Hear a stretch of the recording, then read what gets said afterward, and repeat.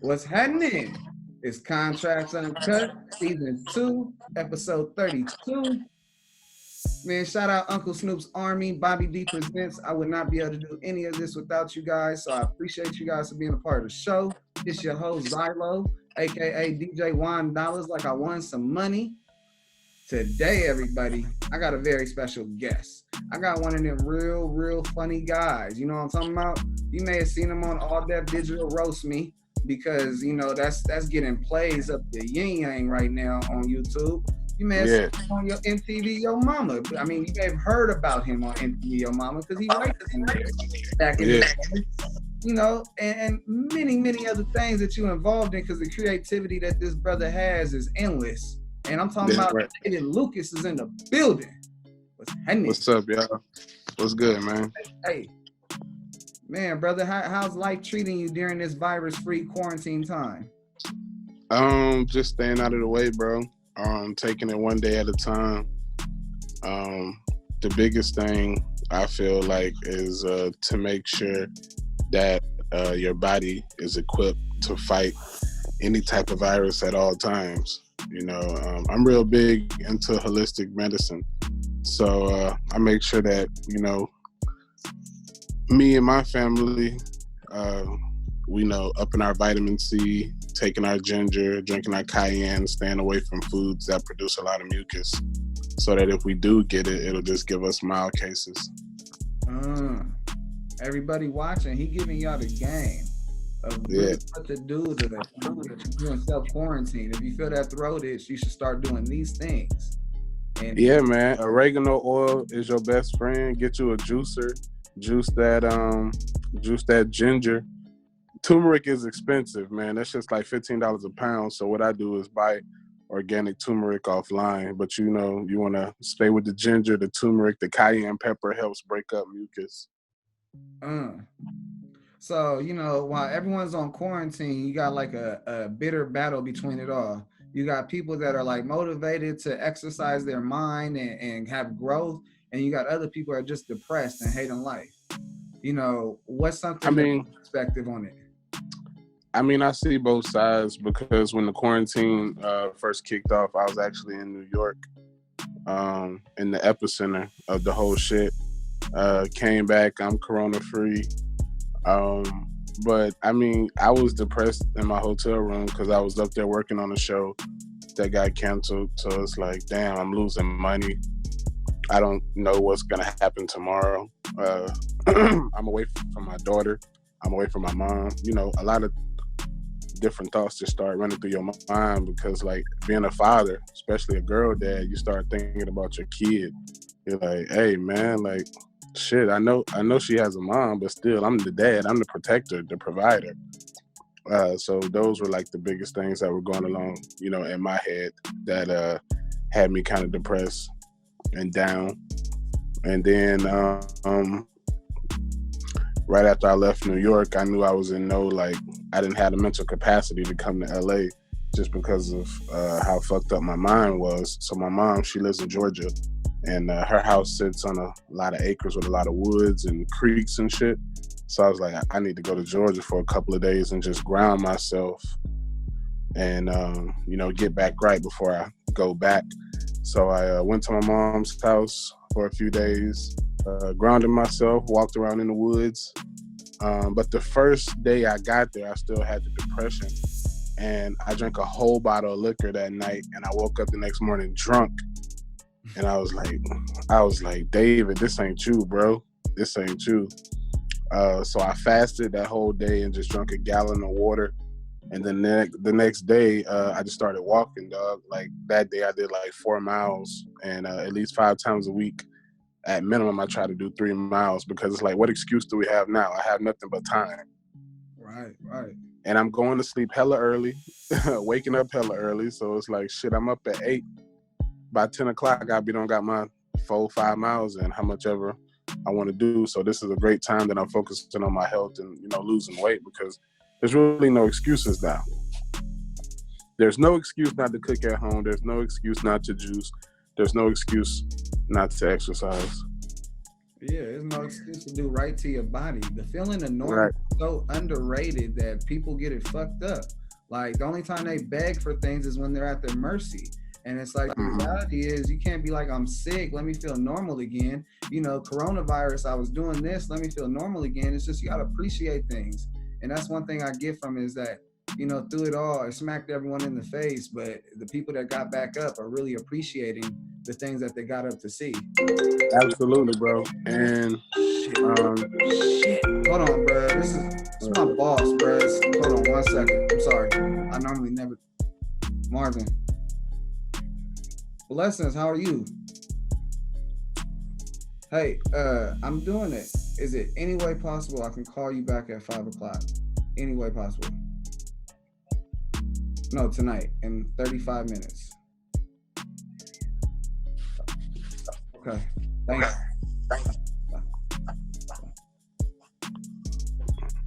My boss is Marvin Gaye the third. oh, okay. Marvin Gaye the third, his son. Yes, sir. And yeah, I've been waiting for him to call, and this motherfucker calls me right now. Like normally it's me at 3, 4 o'clock in the morning, and I'll be jumping up and grabbing the phone and try to be all energetic. But I'm like, man, he called me at 3, 4 o'clock in the afternoon. He caught me off guard.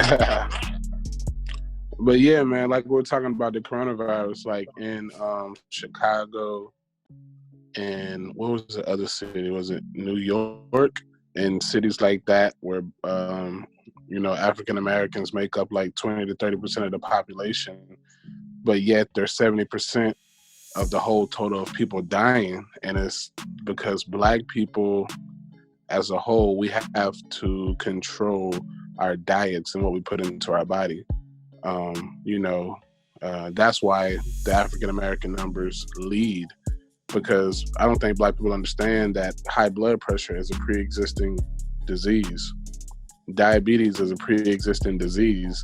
The coronavirus is not going to kill you, but it's going to exacerbate whatever you already got in your body, and that's going to take you out. It's like when a person gets AIDS. AIDS doesn't kill them. A fucking common cold kills them. Right. The AIDS just weakens all cells in your body to where something that a normal healthy person could fucking get over, it just comes and wipes you out. Real talk. Yeah, so I hope and I don't come from the most healthiest family, bro. Like, I mean, my dad is Cuban and my mom, her side is Black and white, bro. And my granddaddy, he just died in January. I remember when he got diabetes and my mom was, cooking food for him to, fit his diabetic lifestyle. He'd be like, I ain't gonna eat this rabbit food. And it's like, damn, that's like, bro, vegetables is rabbit food because it's not meat and potatoes. So I think we just had to change our outlook on food, bro, and realize that soul food is not good for your soul. Like, bro, when I go back home, man, I be really trying to preach to my family about the importance of, like, damn, don't eat as soon as you wake up, man. Like, drink a few glasses of lemon water, man. Like, now is the time you should be fasting because this is when your body is cleansing itself. Don't and I mean, and then it's like for them, they stuffing like pork and cheese, grits and biscuits into their mouth. So it's like, damn, at 9 o'clock in the morning, this is what you eating. I don't eat until 12. I don't eat until 12 or 1. I try to drink my water and my tea and give my body a time to cleanse itself. Intermittent fasting is what I try to do for the most part, 90% of the time. That's so crazy you said that, bro. I do the same exact thing. I fast from 10 p.m. to 1 p.m. Well, so I just do an 8-hour window, man. And dog, I've been on this heavy for like since the whole coronavirus started. And bro, like my clothes are getting big just by doing this and not fucking eating all day. So if I start eating at 12, I'll stop eating by 8 p.m. If I eat at 1, I'll stop by 9. And it's crazy how much your appetite is curved when you start putting a lot of water in your body. I'm drinking chlorophyll, just all type of good shit, man. Like stuff for my gut health, because they say the stomach is your second brain. A lot of people have a lot of, behavioral issues, and you can control that through your diet. I did not know that. I know that old saying that, key to a man's heart is through the stomach. And, I know that my wife can cook and I'm grateful that she can cook, but shit, I didn't know it was like that. I didn't know it had a different brain. I thought the brain was below the stomach, Nah, man, your stomach is your second brain, man. Actually, that makes sense, because if you hungry, it's gonna make your brain go crazy, and then bam, now you got people pissed off in you, and then you gonna be pissed off. I mean, think about how kids act when they eat sugar. You know what I'm saying? It's like they had. It's kind of like a fucking juvenile version of a crackhead. You know what I'm saying? Real talk. So it's like, look how certain food make your body, like my body, nobody's body, especially black people, we're not made to digest cheese, bro. Period, point blank. We're not made to digest or break down cow's milk at all. No, that's real because of the pus in it. I'm a pescatarian, man, so I only eat fish, And by the end of this year, bro, my goal is like 80, 90 pounds, which is very obtainable. And I'm just, through this quarantine, making sure that I'm establishing good habits that I'll take out of the quarantine. Yes, sir. What? I said, huh? I was gonna say, we could talk about quarantine all day, brother, and I don't want to take away the quarantine and coronavirus away from the show and your presence on the show and your history. And so, if you okay, bro, let's get some growth on the rest of it. Let's do it. I'm with it. Yeah, because if we keep on talking about it, man, that shit's wild. Like, it'll be 2 hours. We got to cook dinner here in a little bit for the family, so I don't want to take time with you really quickly. I'd rather get it saturated the right way. There you go. So I got a quote for you, brother. Let me know how this relates to you or if it doesn't. And, just, it's contrast uncut. You ain't going to hurt my feelings. All we going to do is talk about it. Mm-hmm. No matter what people grow, if you choose not to grow, you're staying in a small box with a small mindset. People who win go outside of that box. It's very simple when you look at it like that. Kevin Hart. That's decent. Yeah. Yeah, the figurative box, absolutely, bro, because especially, it's easy for someone in the entertainment industry to say that, because we're a small percentage of America's population. So of course we're outside of the box. But, telling that to a college graduate who's an accountant, it's like, you know what I mean? So it's like different perspective for different people, but I like it for what we do. Yes, sir. Well, in entertainment industry, when you break the rules is where the progress lies. And when you go outside the box, you got to remember, you got to be able to bring what you're doing inside the box to everybody else. And, in those aspects, the accountant, he's providing services that are in the box, but he may build relationships outside the box with uncommon people besides the record executives. The executives of corporations. He going to holler at, people that are making money to another angle that he may have a passion to. And so that's how I took it. But I brought up the box because one, Roddy Ricch's song Box is huge. And, it's the whole idea how, he said it's very simple when you look at it like that. And then we got Roddy Ricch take the box song and became a huge, he was already a huge star, but it became even bigger. Number one album, number one single. And it's taking that element and going to a further thing. Look at what you do. The reason I grew up in LA and we roast people because one, it's something to talk about. Two, it's entertainment from the actual reality of the struggles that we see every day. And three, if you get picked on enough, you're gonna learn to fire back or become the punk. And exactly.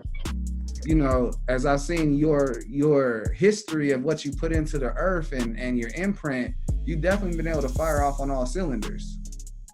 Yeah, man, it's so crazy because the shit that pays me big bucks now, I used to get in trouble for it in school. And my teacher was basically like, "You're not gonna get anywhere talking about people." And it's like, "Well, bitch, I make more money than you." Hey, that part. So I mean, everybody has a calling, man. And fortunately, I'm very in tune with myself and in tune with the universe, and I have one of those callings where if I don't do it, my life won't be easy.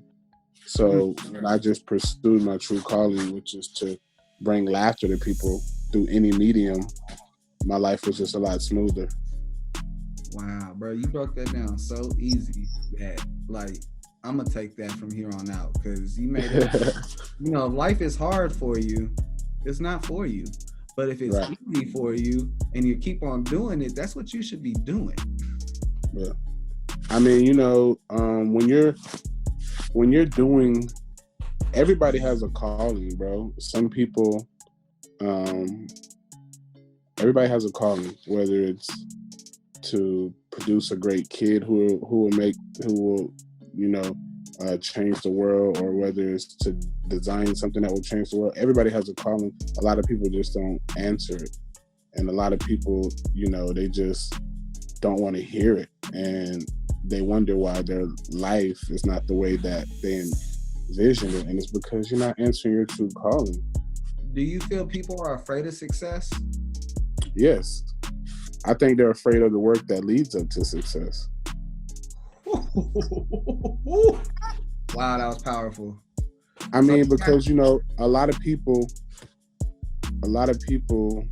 look at me and they just look at stuff that has happened within like the last 3-4 years. But it's like, bro, I'm in my late 20s, bro, and I've been doing this since I was 17.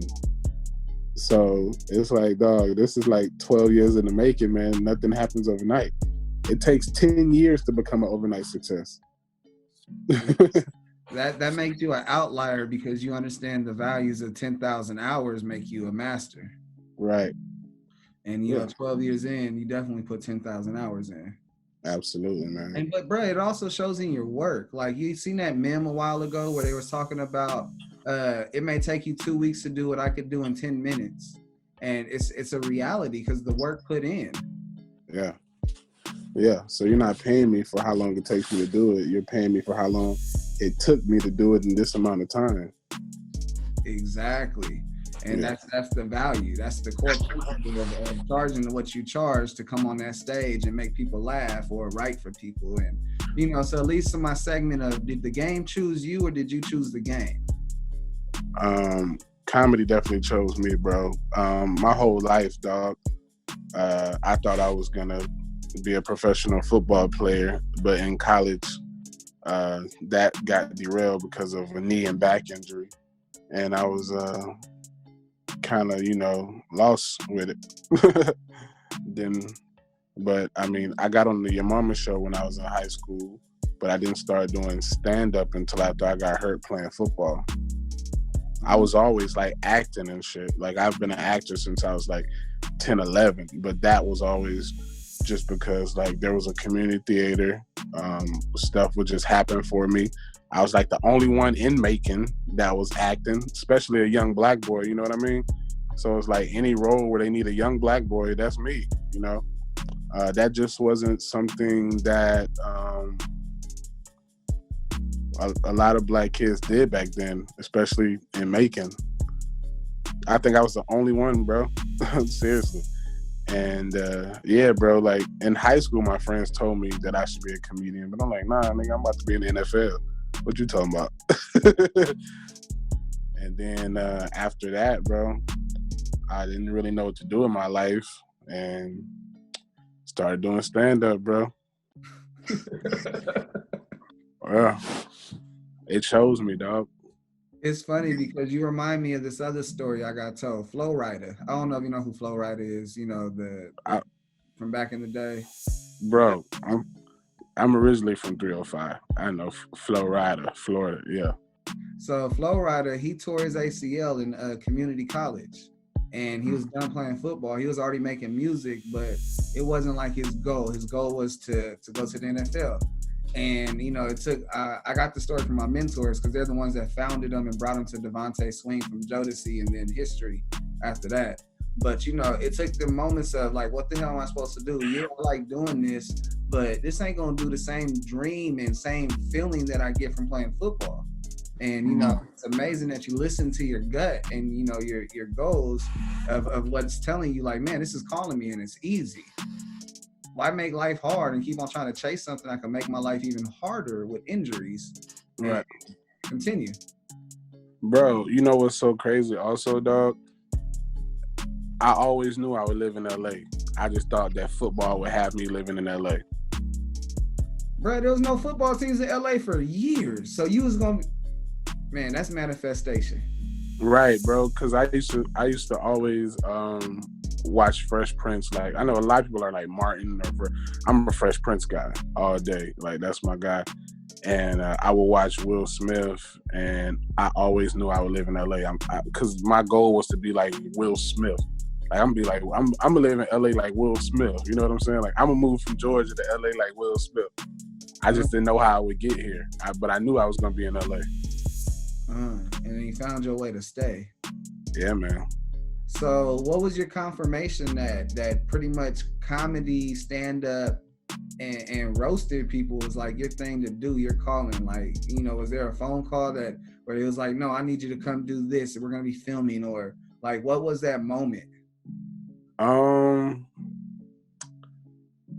I'd say it was more so me and stuff that my grandparents, because my mom, she's never been a supporter. I mean, she's kind of a supporter now, still loosely. I'd say my grandfather, who just passed, was a big supporter, and just affirmations from him and things that would happen to let me know I'm on the right path. Like small things, like I asked for signs from the universe and something small would happen that would be small to other people, but it's like, damn, that's the answer I needed right there. Whether it be like whether a random person hear me being funny, like, bro, you're gonna be famous one day, dog, like hella famous, like big. And that would be the confirmation that I asked the universe for. And I'm like, all right, bro, thanks, man. So as being a stand-up, it's highs and lows. It's trying to figure what sticks, what doesn't. And the difference between like an artist and a comedian is that you have no beat behind you. You're like a motivational speaker with nothing but funny things to talk about.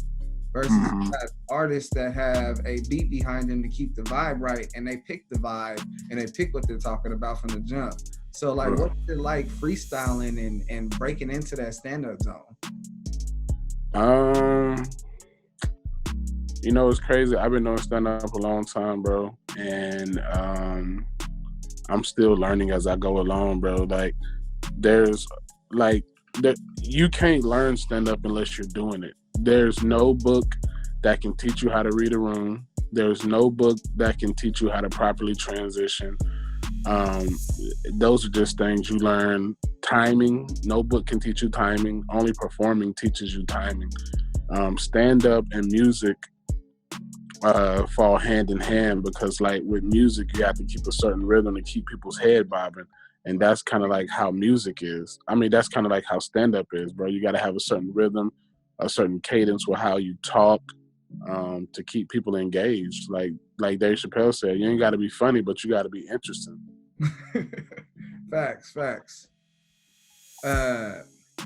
Well, did you start off as a heckler, or did you start off with your own written material? Like, how did it start off for you? So I started comedy in Atlanta, and I was 18, 19, somewhere around there.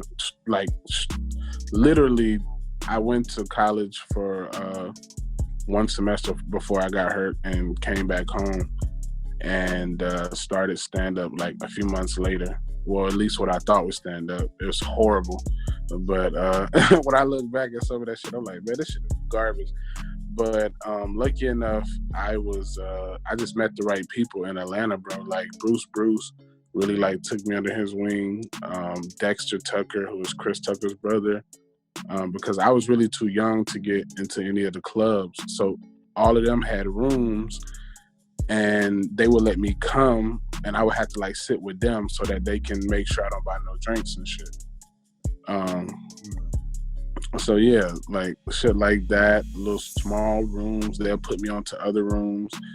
And I'd say like 95% of my set back then was talking shit about the audience, bro, because I didn't know how to format a joke. I didn't know how to write a joke. I mean, you really don't know what you're doing for like the first year or two of stand-up, bro. Honestly, it takes it. I mean, I'm like years in, bro. I'm just now getting to a point to where I'm writing material and I know it's gonna be funny. You know, like sometimes you write material and then you got to try it out to see if it's gonna be funny. But now I know myself enough. I'm like, this gonna be funny. I know my voice. Now, how much is, you know, comedy real versus like stuff you take from other people or like, you know what I mean? When I say real, like your real life interactions versus stories you get from like the news or I'm not a topical comic. I'm an observation comic. So I have a lot of jokes about how people treat big dudes, how girls treat big dudes. My grandmother's half white, so I talk about a lot of my perspective being around white people, especially having close family members that were white, and just talk about the differences in them. Not like the hacky black versus white, like actual in-depth shit about how white people are and how black people and white people do the same shit. They just call it different things. You know, but what? I'm not happy you brought that up because I gotta say this. I'm white and I'm cultured, and black people are racist to me. It's the truth. They be looking for like, what the fuck is this cracker doing over here? And I'm like, you give me a chance to talk or you see what my family is or anything, you give me a chance. But no, I've already been dismissed. I'm like, you know what? This is history repeating itself. What did I do to get involved in this shit? Hilarious, man. Yeah, so I'm not really a topical comic. Nothing's gonna change in the near future or probably the next at least 100 years, maybe in like 200-300 years, when they say, you know, there'll only be like one race of people where everybody will look like you or they're brown. Should it be different? But I mean, I have jokes that will be true in 100 years. Now, see, it's crazy because you have timeless jokes. I've never referenced jokes as timeless, but we reference music all the time as timeless. So, and if they go hand in hand, we got to give you flowers where it's deserved. That's dope. Yeah. I mean, like, you know, I think some artists, musicians write music knowing that it's only going to be cool for a season. Like, I think it was Gunna. He just dropped a song called Quarantine Clean. And it's like, bro, we're not going to be singing that next year. Right. Yeah. So, how does all of that like rub off to what you do daily? As in, like, you know, are you going out to observe things at Walmart, or are you going out to the mall just to observe, or is it more so like what you see in the everywhere I'm at, I'm observing, bro. Everything. I'm a real big observer. Comics are very intellectual. We notice everything. We notice body language. We notice little tics that people have that didn't even know about themselves. Good comics are, you know. So yeah, I observe everything, dog. Yeah. But I do a lot of people watching. See, back in the day, I'm just gonna throw it out there. I smoke a blunt in the car and sit in the parking lot and eat my food, and you know it's cold, but you know I watch the people come out of Walmart to see just what people have in their baskets, see people that get caught stealing, just see all the activity that goes on at Walmart, and like I never utilized it. But I'm like, yes, you're talking about being observant. I didn't ever catch it. Like, you know, that shit's so real that it can relate and stick and last. Bro, just go to your local park. Bro, there's no one at the park. Not now, but I'm saying when shit get back popping, go to your local park, put on some sunglasses, and just watch people and listen to them. Do it, bro. People are a trip. Kids are a trip, but people, like, you already had a chance to be a kid. The fuck are you doing? Yeah, kids are hilarious, bro. My daughter is probably going to be a better stand-up comic than me one day. She already understands jokes, and she's 5. So does your daughter roast you? Because my son's 5, he's gonna turn 6 in July, and he'll bust in on the room, not care who I'm talking to on these interviews, and call me a button face, and then walk up out of here. No, she don't really roast. She just like to tell me jokes. Isn't that interesting? How you know from this angle, and then it's in her from this angle, and she's hitting you like, that's cool. That's hella She cool. be like, Daddy, you want to hear a joke? You want to hear a joke? I'm like, yeah, baby, let me hear it. Yeah, can we get an example of one of the baby jokes, or we gotta wait until she blows up? She'll be like, this is, I guess she learned this shit on YouTube. She's like, Daddy, why do cows lay on the ground? I'm like, why, Yuri? Because of ground beef. And I'm like, little girl, you're gonna be better than me. Yeah, and that shit's funny. It's real too. Yeah. But I will say this, I don't want any of my kids that I'll have to have anything to do with the entertainment industry until they're grown. I'm not putting my little kids 5, 6 when they're 13, 14, and if I say 15 at the youngest, if they want to do that, then I'll put them in all the right positions. But while you're a kid, I'm gonna let you be a kid. Real talk. The streets raise you fast enough, and if you can remove the kids from the streets and have them really appreciate being a kid, sky's the limit. My daughter is 100% kid, and I make sure it stay like that.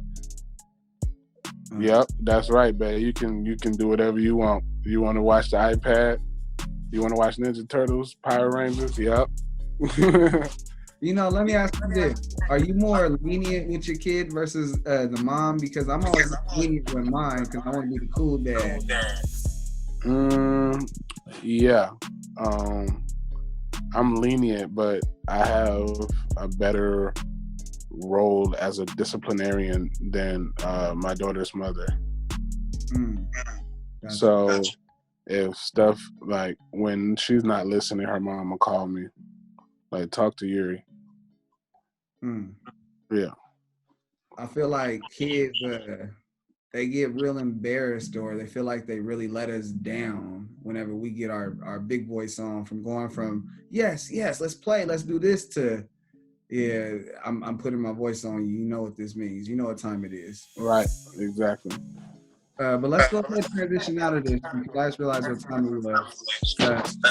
Bro, when was the last time you were pulled over?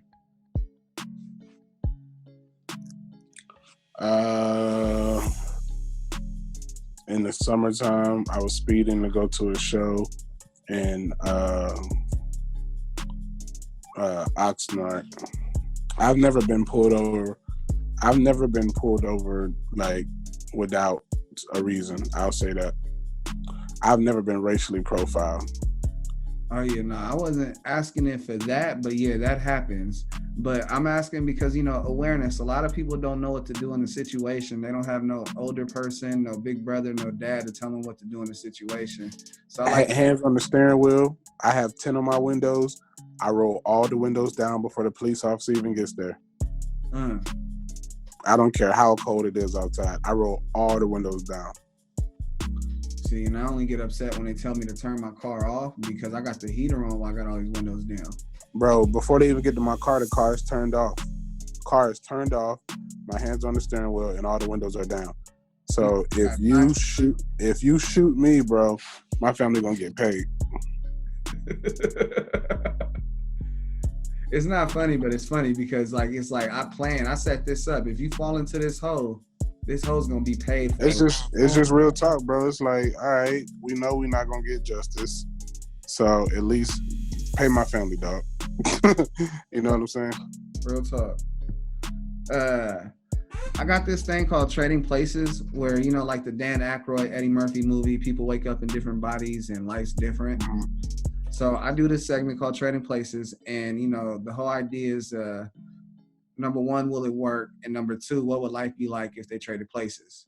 The two people I got for you today is Jamie Foxx and Justin Timberlake.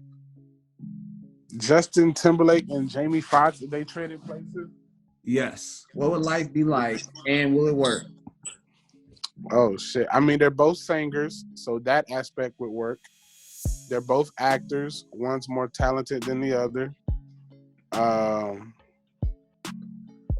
Jamie Foxx got kids. I don't think Justin Timberlake got kids. So I don't know. I think it'll be a big ass shift for Justin Timberlake. Do you think Jamie Foxx would enjoy being in NSYNC? They were out in the 90s, right? Yeah. Hell yeah, I think he would have, because Jamie Foxx's album in the 90s was garbage, even though I like it. So, do you feel like... Hey, hold on, give me 1 second. Oh, no problem.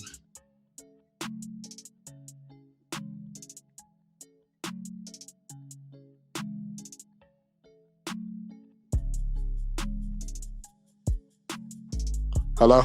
Yes, sir. Yeah. Yeah, do you feel like Jamie Foxx and Timbaland would have made better records than Justin Timberlake and Timbaland? Jamie Foxx is too much of a singer for any of Timbaland's beats, in my opinion. Well said. In my personal opinion, because Jamie Foxx got a real voice. Like he's a crooner. You know what I'm saying? He ain't just like a singer that can get away with a hip hop beat. He can actually sing. No, that's true. So I believe they might could have put like 1 or 2 hits out, but nah, I don't see him as a good fit. Okay, so you can't see Jamie Foxx bringing sexy back. No, it wouldn't work. No, not at all. I'm not even gonna talk about the acting because we know Justin Timberlake can't do Ray Charles. Nope. No. What movie has JT been in? I think he was in a scary movie when I was like in middle school or something. Maybe. Yeah, it was like I Know What You Did Last Summer or something like that. Yeah, something crazy. But his acting is garbage. But yeah, man, I always like to have fun after we talk about the police. And then my next segment, I only got 2 more things before we get up out of here. I have a thing called Infamous Q&A. And, I take 3 random questions. They write questions on these cards. And so I ask you 3 random, and we'll go from there.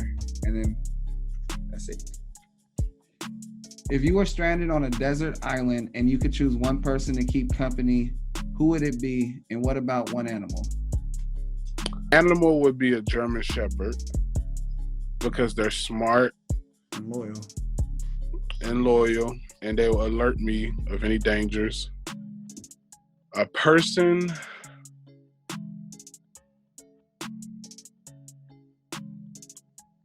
it would have to be a chick. I'm trying to see.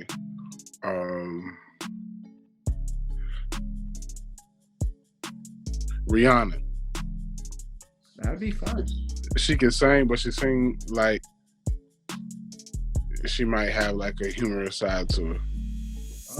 Oh yeah, she's spicy. And I ain't talking about food. Question number 2. Which celebrity chef would you most like to make your dinner? I've had every celebrity chef that I know about outside of what's his name? Is it Salt Bay? I want to go to his restaurant. Oh, you already messed with Gordon Ramsay? Yeah, I already had his restaurant. Yep. How was it? It was cool. I ate at both of them. He has a high-end restaurant in Vegas, and then he has like a lower-end restaurant. I ate at both of them. Question number 3. What's something that you've never been able to do well? Fail. Man, can you take that failure into a lesson learned? That's about it, bro. Everything I do it well. Clean up. Shit. Hey, I do want to take the time right now as we get our laughter out, but I want to give you a shout out to being a dedicated father and being there and giving the guidance. And I gotta ask you this question: how do you balance? When I'm not on stage, bro, I'm not a comedian.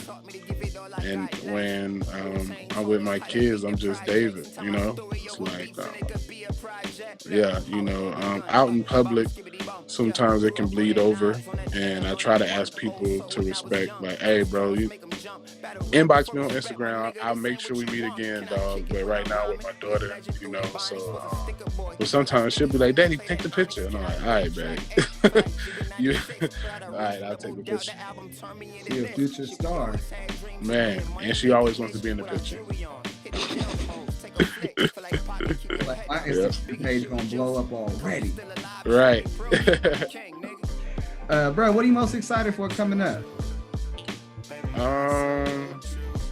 Getting out of this damn quarantine to get back to work, man. Man, your show gonna pick back up that you're a part of, but once you get out of it, you going back to Absolutely, bro. Everything is back on resume as soon as the quarantine is over. Amen. Yeah. Man, before you get up out of here, the last thing I got, and if you notice, the show's unique, and it's a little bit of the same where we ask for origin questions, but it's all different. And so I was like, how do I be different to kill off the show? I said, you got any questions for me? How long you been growing your beard? About 3 years. Damn, son. Yeah, I was managing a pizza place before I quit. And long story short, they was like, you could become manager, but we want you to cut your beard. And I was like, oh, okay, I'll cut it. Never cut it. And let that shit grow until they told me something. And they never told me nothing. I quit. Yeah, bro. You like a Jew. He said a Jew. I guess. You know what? I've never got a reference to a Jew. So that means I'm money coming. So you know they had them long beards. Shit, I'm gonna take it, man. I ain't gonna wear none of them rabbi hats though. I ain't gonna have to tell me that ain't mine. Right. Hey, anything else, brother? That's it, dog. And it's your boy David Lucas, and you watching Contrast Uncut. You already know what it is. Hey.